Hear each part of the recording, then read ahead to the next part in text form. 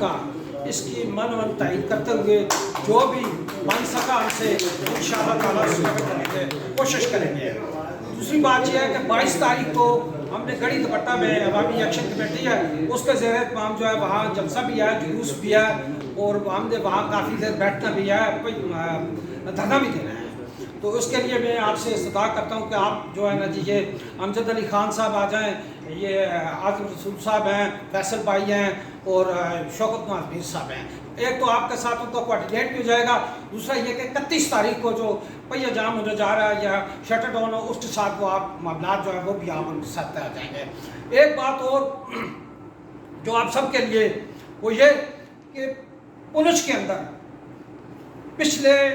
99 days ہو گئے ہیں جی، 3 ماہ سے بیٹھے ہوئے ہیں وہاں پہ لوگ،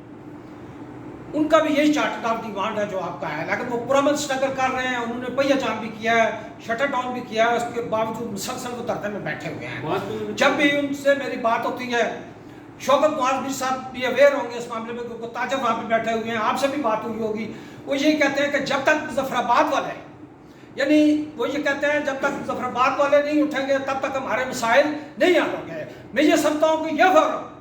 پورے آزاد کشمیر کے لوگوں کی جو ہے وہ ترجمانی کر رہا ہے، کیونکہ وہ 90 روز سے بیٹھے ہوئے، ان کا کوئی کسی یعنی ان کے ساتھ کسی نے آ کے رابطہ بھی نہیں کیا ہے۔ تو یہ بھی ایک لمحہ فکریہ ہے کہ ایک جہان خیز کیفیت بھی پیدا کی جا رہی ہے ریاست کے اندر، اور وہ گفت جو یہاں ہے جہان خیز، یہ بھی ہم نے چیک کرنا ہے تو کیا مقاصد حاصل کرنا چاہتے ہیں۔ تو انہی الفاظ کے ساتھ آپ کا بہت بہت شکریہ۔